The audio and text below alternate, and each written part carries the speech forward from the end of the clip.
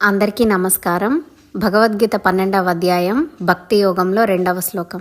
శ్రీ భగవానువాచ మయ్యావేశ్య మనో ఏ మాన్ నిత్యయుక్తా ఉపాసతే శ్రద్ధయా పరయోపేతాస్తే మే యుక్తతమా మతాః. ఎవరైతే నాయందే మనస్సును నిలిపి అత్యంత శ్రద్ధతో కూడుకున్న వారై నిరంతరము నన్ను ఉపాసిస్తూ ఉంటారో అటువంటి వారు యుక్తములు, అంటే ఉత్తమ ఉపాసకులు అని నా యొక్క అభిప్రాయం అని పలికాడు శ్రీకృష్ణ పరమాత్మ.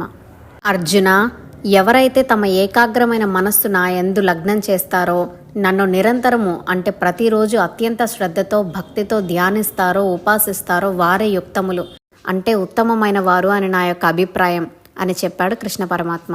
ఇక్కడ 3 నిబంధనలున్నాయి. 1 మనస్సును పరమాత్మ యందు నిలపడం, 2 నిరంతరం పరమాత్మనే చింతించడం, 3వది ఆ దైవ చింతన మీద శ్రద్ధ కలిగి ఉండడం.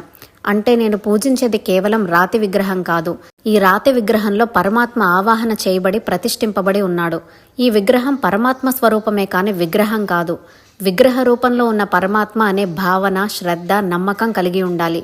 ఇవి సగుణోపాసన చేసేటప్పుడు ఉండవలసిన లక్షణాలు. కానీ మనం చేసే సగుణోపాసన అంతా శ్రద్ధ భక్తి లేని ఉపాసన. ఏ పూజ చేసినా 10 మందిని పిలవడం, పూజలో వ్రతంలో కూర్చున్నా పిలిచిన వాళ్ళంతా వచ్చారా లేదా, వచ్చిన వాళ్ళకు కాఫీ టిఫిన్లు ఇచ్చారా లేదా, భోజన ఏర్పాట్లు అవుతున్నాయా లేదా, వీటి మీదే దృష్టి తప్ప చేసే పూజ మీద వ్రతం మీద శ్రద్ధ భక్తి ఉండటం లేదు.